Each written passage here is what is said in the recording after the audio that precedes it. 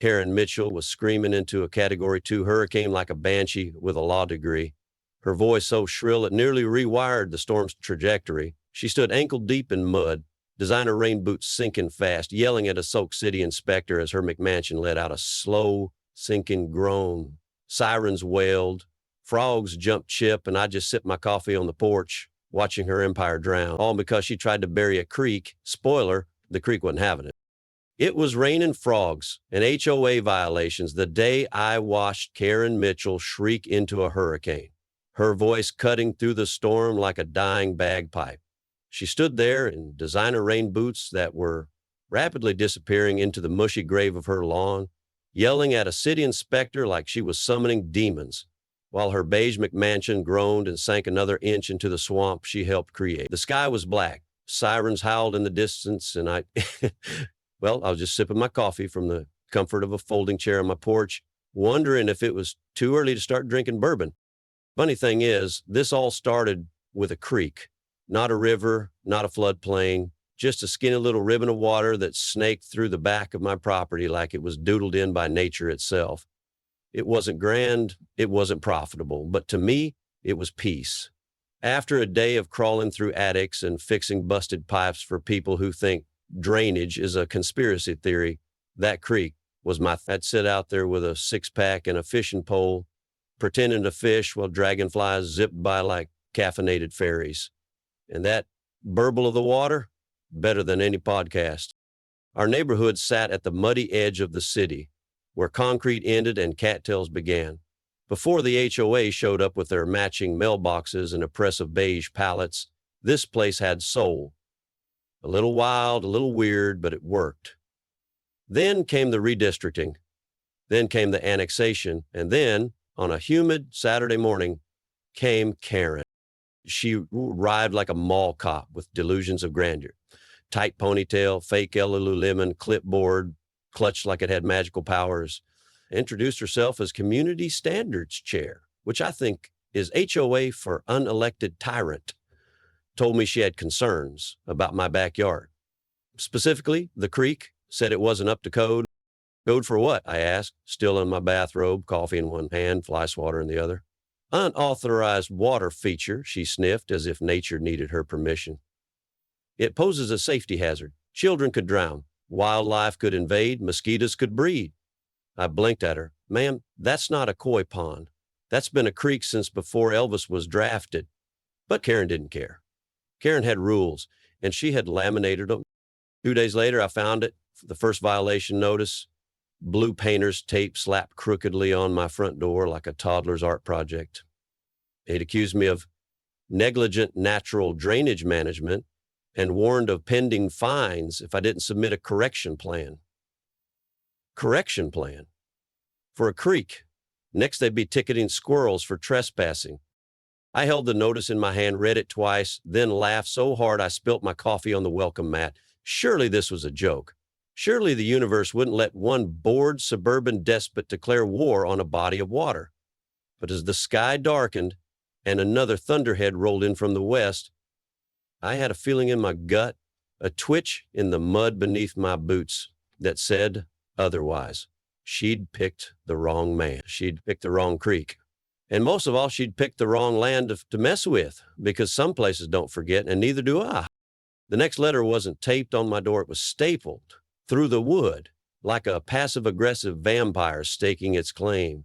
This one was fatter, printed in legalese so dense I'm pretty sure it violated the Geneva Convention. The headline, Continued Violation, Unregistered Water Hazard, and Harboring Invasive Species. Invasive species. They meant frogs. Apparently, the little green guys croaking at sunset were now non-natural, disruptive amphibians with potential to compromise neighborhood tranquility. I guess peace only counts if it doesn't rivet. It got worse. A week later, I received another letter, this time warning me that the presence of unapproved aquatic life in the creek could result in citations. I called the number listed and asked, "Are you saying the bluegill I didn't catch is a problem now?" The lady on the other end paused like she was flipping through her binder of absurdities before responding. "Only if it is not HOA-sanctioned fauna." I stared at the phone like it had just confessed to cheating on me. Suddenly, I was the villain of an HOA nature documentary. My crime? Harboring unlicensed tadpoles and running an unsanctioned puddle. Then came the patrols. Karen's HOA lackeys started making regular drive-bys, golf carts buzzing like mosquitoes with clipboards. One even had a measuring wheel, rolling it along my fence line like he was preparing for a lunar landing. I caught another one peeking through my fence slats like a raccoon in khakis, snapping pictures with his iPhone like he was hunting Bigfoot. Karen herself parked across the street most mornings, pretending to check emails in her SUV while aiming a telephoto lens at my backyard. I waved, she didn't wave back. The air smelled like citronella candles and unearned authority. At first, I tried to laugh it off, maybe even felt flattered by the attention. But then my mailbox got knocked off its post. Twice. My recycling bin disappeared. One morning, someone had dumped a bag of decorative rocks into the upper curve of the creek, enough to slow the flow and start pooling the water. I had to wade in barefoot to clear it, nearly slipping and braining myself on a chunk of granite that probably cost more than my truck's tires. They were testing me, poking, needling, waiting to see if I'd fold. But here's the thing. You don't pick a fight with a man who spends his weekends elbow deep in crawl spaces and thinks tetanus is just Tuesday. And yet they kept coming. The next meeting was a real kicker. Karen stood in front of a half-empty room of bored neighbors and presented a PowerPoint titled, Emerging Ecological Threats to Community Aesthetic Standards. Slide 1, a photo of my backyard. Slide 2, a Google Maps satellite image with a red circle around a creek like it was a chemical spill. Slide 3, a bullet point list that included uncontrolled erosion, mosquito proliferation, and my favorite visual incongruity. God forbid something in this neighborhood doesn't match Karen's Pinterest board. She called for a vote. Either I agree to fence the entire creek, fill it in, or submit to weekly inspections. At my expense, I raised my hand, stood up, and told him politely that if they were so worried about frogs, they could kiss mine. Then I left. But you think that's where it ended? Oh, sweet summer child, we were just getting to the good part. Wednesday started with bird song and ended like a scene from a low bunch apocalypse film. I was halfway through my morning coffee when I heard it, the unmistakable mechanical growl of something heavy approaching. At first, I figured it was the city finally fixing the crater masquerading as a pothole on Maple Drive. But the rumble didn't fade. It got closer. Too close. I stepped onto my back porch, cup in hand, and there it was, a squat cement truck lumbering down the alley between my house and the Hendersons', its chute already extended like a steel tongue of doom. Behind it, a guy in a neon vest waved his clipboard like he was directing traffic at a demolition derby. "Hey!" I shouted, jogging across the lawn. "What the hell is this?" "Drainage mitigation," clipboard guy barked like that was supposed to explain anything. "Approved by the hotel dock." And before I could scream another syllable, the chute rotated and let loose a sludgy gray torrent that hit the creek bed with a wet slap like vomit from a concrete volcano. The frogs didn't even have time to say goodbye. They leapt from the reeds like popcorn on a skillet, vanishing into the muddy air. The slower ones didn't make it. I lunged forward, slipped on a patch of soaked grass, and landed on my hip with the elegance of a drunk seal. My coffee launched into orbit. By the time I scrambled to my feet, arm bleeding and covered in mud, the upper bend of the creek had already been filled halfway with thick, soupy cement. "You can't just do this," I roared. Clipboard guy didn't even look at me. "Just following work orders, sir." It spread quickly, too quickly. The current couldn't fight back. It choked on the weight of the slurry, dragging reeds and pebbles under in silence. The soft gurgle of water I'd fallen asleep to for years was gone, replaced by the dull, sucking sound of nature being buried alive. It was like watching someone drown a memory. And there she was, Karen, standing across the street with her arms folded and that smug, "I win" look smeared across her face like foundation applied with a trowel. No clipboard today. She didn't need it. She had her trophy, her slab of suburban dominance, poured fresh and steaming like a punishment baked in hell. I stood in the wreckage, dripping wet, heart pounding, teeth clenched. Part of me wanted to cry. Part of me wanted to throw a rock through her windshield. Instead, I just stared back and smiled. Not because I was okay, because I finally understood. This wasn't about a creek. It wasn't about frogs or rules or aesthetics. This was war. And Karen, she thought the game was over. Oh no, that was just the opening move. The first ring came like a sigh of relief. Cool, steady, and merciless. After a summer that had roasted our lawns into crunchy toast, the clouds finally cracked open and poured heaven down on Waverly Creek Estates, except there was no creek anymore.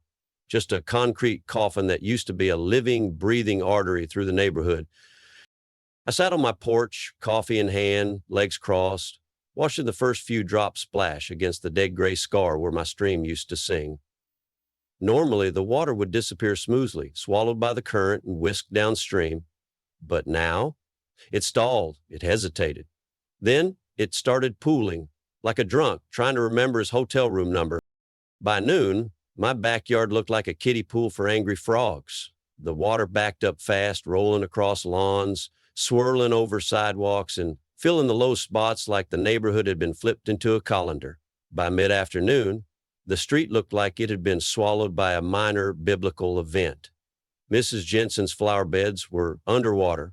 The Hendersons' front porch looked like the deck of a sinking houseboat. And Karen, oh, Karen, she stood on her porch in her HOA windbreaker like a soggy dictator, waving an umbrella the size of a patio table, barking into her phone while pointing angrily at other people's lawns. Apparently, the flood was everyone else's fault. Poor lawn grading, clogged gutters, negligent landscaping.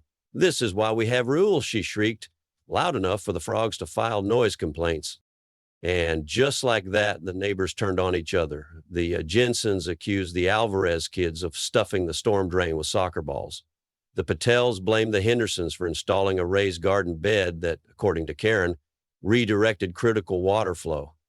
The HOA even sent out emails blaming residents for failure to adhere to water mitigation compliance standards, a phrase so vague it could mean anything from not owning a raincoat to breathing near a puddle. But I said nothing. I walked the neighborhood calmly, Nikon camera slung around my neck like a hobbyist bird watcher, snapping pictures of flooded driveways, submerged mailboxes, water lines climbing up garage doors like guilty secrets. Nobody asked why I was taking photos. Everyone was too busy bickering, panicking, or digging useless trenches with garden trowels. Meanwhile, Karen doubled down. She formed a flood prevention task force, handed out bright orange violation warnings like Halloween candy, proposed emergency fines. At one point, she even tried to blame a neighbor's inflatable Halloween decorations for water retention interference. And still the water rose. Still the air grew heavier. Still I waited, because I knew something they didn't. That wasn't just rain pooling in their basements. That was karma. And it was just getting started. You think the worst had passed? That the storm had wiped the slate clean? Not quite. The sirens hadn't started yet. But they would. And when they did, oh, you'd better believe the HOA was going to drown in its own paperwork. While Karen handed out violation notices like they were Black Friday flyers, I quietly became a one-man intelligence agency. Every flood, every puddle, every twisted downspout became a case file in my growing archive of HOA incompetence. My backyard looked like a crime scene, and I was both the detective and the witness. Frogs croaked their grievances, mud splattered like watercolors across fence posts. But what really mattered was the documentation. I started with photos, hundreds of them, of mailbox nearly submerged, a lawn chair floating by like some plastic survivor of HOA Titanic. I took them all with my Nikon, time-stamped, geotagged, high resolution. Then came the drone, an old twitchy DJI I hadn't flown since my nephew's birthday party, but now it was my eye in the sky. I captured stunning aerials, pools of water stretching across cul-de-sacs, swirling over driveways, creeping into crawl spaces like soggy burglars. And for the audio, let's just say Karen had a very generous outdoor voice. She never suspected the neighbor garden across the street was actually testing his new directional mic. I got her barking about those swamp rats, accusing neighbors of illegally collecting stormwater, and, my personal favorite, screeching that gravity is not an excuse. Yes, Karen tried to argue with physics and lost. Inside, I built a binder thick enough to stop a bullet. Documents, photos, survey maps, county regulations. Every HOE email, every ridiculous claim, every contradictory statement Karen had ever made, highlighted, annotated, weaponized. My printer ran hot for a week. Staples had to restock binder clips. Then came the fun part. I created a burner email. Name, Waverly Watcher. Address, something untraceable, something poetic. Range just at 87 at protonmail.com. I drafted a message so clean, so professionally damning it could have passed for a government memo. Attached were drone videos, time-stamped photos, audio clips, original land surveys, environmental code references, all pointing to one brutal truth. The HOA had illegally modified a protected drainage easement and triggered environmental damage. I sent it to the County Water Authority, the City Zoning Board, the State Environmental Protection Office, and a local news station that once ran a 5-part series on mold. Just for good measure, I blind copied the HOA's internal mailing list, including Karen's personal Gmail, because sometimes you don't need to hide, you just need to aim well. Then I hit send and waited. Not nervously, not anxiously, patiently, like a spider under a deck chair, like rain behind a dam, because I knew exactly what was coming next. The HOA was used to being the one sending letters. This time, we were the ones writing them. The first sign that something had shifted came 3 mornings later, a county vehicle creeping down our street like a shark sniffing blood. Then another. 2 guys in reflective vests got out, one lugging a tripod, the other scribbling into a binder thick enough to crush Karen's hopes. They didn't knock, they just walked, measured, snapped photos, and mumbled things like unauthorized fill and runoff deviation. Karen watched them from her porch, arms crossed so tightly her tennis visor nearly snapped in half. When one inspector glanced her way, she waved like a malfunctioning pageant queen. Fake smile, dead eyes. But they didn't wave back, not this time. By evening, it was on the news. Unauthorized alteration of protected natural drainage channels may have worsened flooding in Waverly Pines, the anchor said, eyebrows raised like he just smelled the HOA's moral decay. A grainy drone shot of our flooded streets faded in behind him. Then the money shot, a still frame of a concrete truck mid-pour right over what used to be my creek. Beautiful, chef's kiss, but wait, there's more. The very next day, certified letters began sprouting from HOA mailboxes like angry paper mushrooms. Official county seals, city inspection notices. One poor board member opened his and looked like someone had just told him his dog ran away and took the mortgage with it.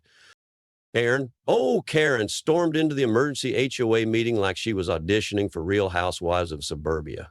Frizzed hair, soaked trench coat, and a stack of papers so thick it could have been used to dam the Mississippi.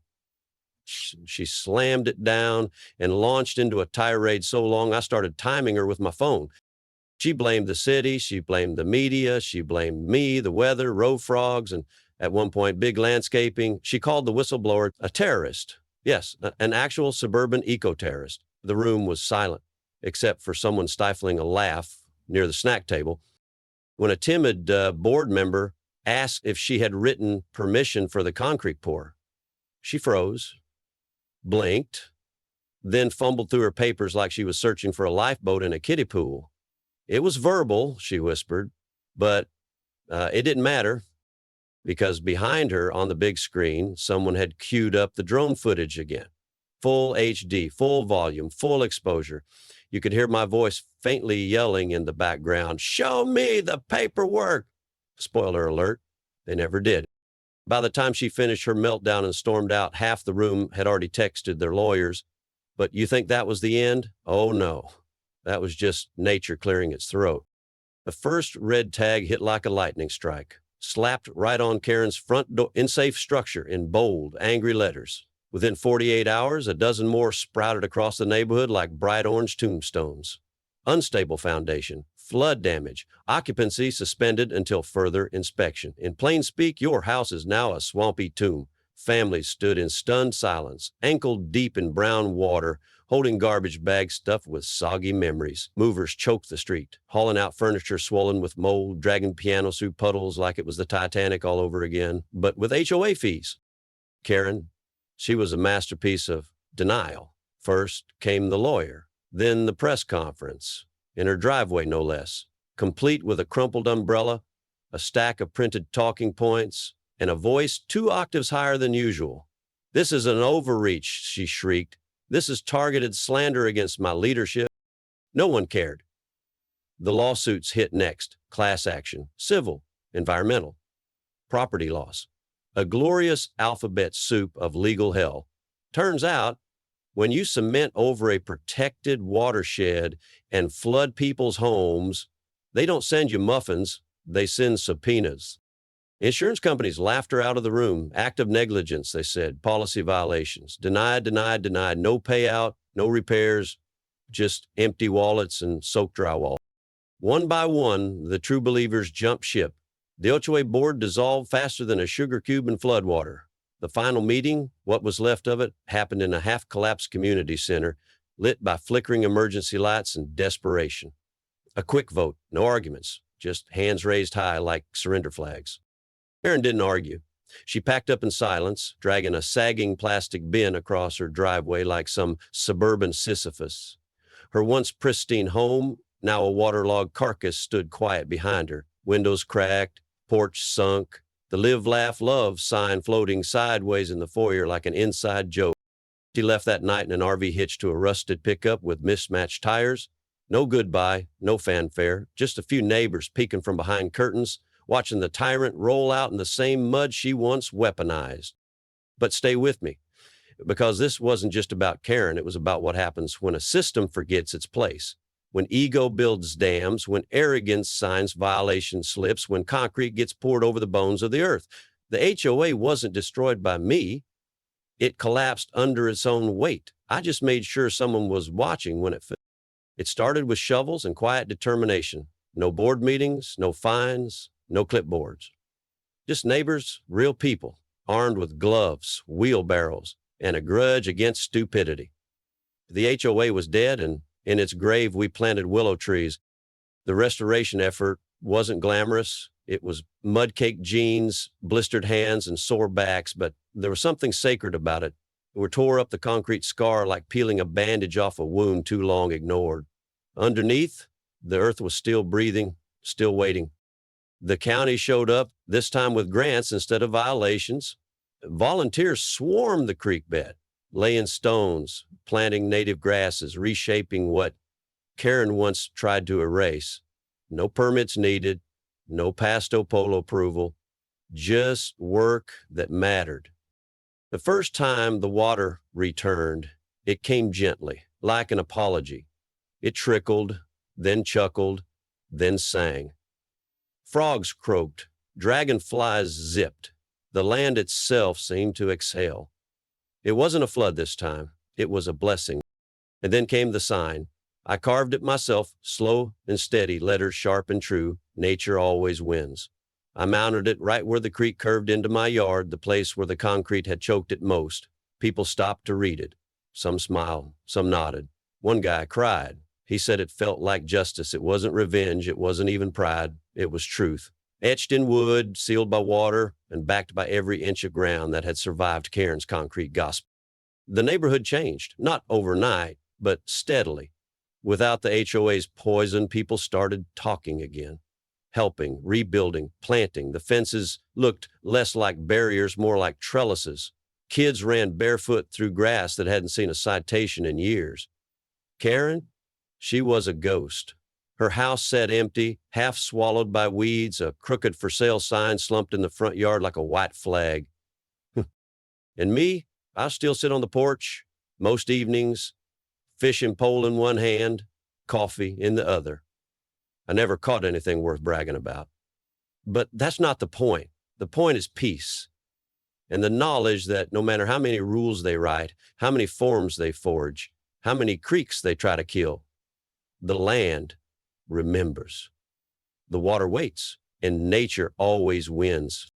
Did I learn that fighting back doesn't always mean shouting louder? It means outlasting. Bureaucracy might come in khakis and fake smiles, but nature doesn't care about clipboards. It cares about balance.